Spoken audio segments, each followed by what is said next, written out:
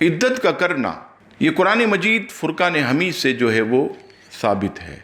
چنانچہ اگر کسی کے شوہر کا انتقال ہو گیا، سورہ بقرہ آیت نمبر 234 پر ارشاد باری تعالیٰ ہوا، وَالَّذِينَ يُتَوَفَّوْنَ مِنْكُمْ وَيَذَرُونَ أَزْوَاجًا يَتَرَبَّصْنَ بِأَنفُسِهِنَّ أَرْبَعَةَ أَشْهُرٍ وَعَشْرًا۔ ترجمہ، اور تم میں جو مریں اور بیویاں چھوڑے وہ 4 مہینے 10 دن اپنے آپ کو روکے رہیں۔ یہ ہو گئی شوہر کے انتقال کے بعد عدت۔ اب آئیے، اگر کسی کا شوہر بیوی کو طلاق دے دے تو اس کی عدت کا حکم کہاں ہے؟ سورہ بقرہ آیت نمبر 228 پر ارشاد باری تعالیٰ ہوا، وَالْمُطَلَّقَاتُ يَتَرَبَّصْنَ بِأَنفُسِهِنَّ ثَلَاثَةَ قُرُوءٍ۔ ترجمہ، اور طلاق والیاں اپنی جانوں کو روکے رہیں 3 حیض تک۔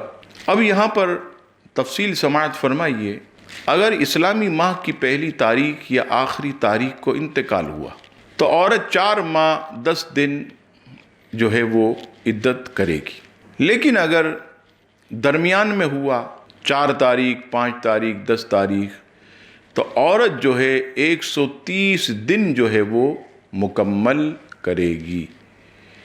اسی طرح ایک اور مسئلہ جوہرہ نیرہ میں ہے کہ جب عورت امید یعنی حمل سے ہو تو عدت کی مدت بچے کی پیدائش ہونے تک ہے، اگرچہ شوہر کے انتقال کے فوراً بعد بچے کی پیدائش ہو جائے اب عدت جو ہے وہ ختم۔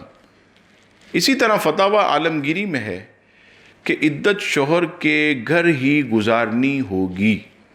ہاں، اگر مکان گر رہا ہو یا گرنے کا خوف یا چوروں کا یا مال جانے کا خوف ہو تو ان صورتوں میں مکان بدل سکتی ہے۔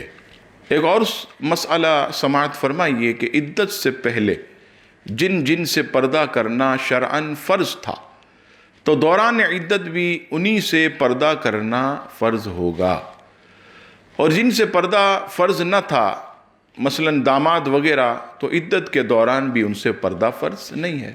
عدت میں چونکہ خاتون سوگ میں ہوتی لہٰذا سوگ میں زینت جو ہے یہ جائز نہیں ہے، مثلاً خوبصورت لباس نہ پہنے، بناؤ سنگار نہ کرے، تیل نہ لگائے، خوشبو کا استعمال بھی عدت والی عورت کے لیے جو ہے یہ جائز نہیں ہے۔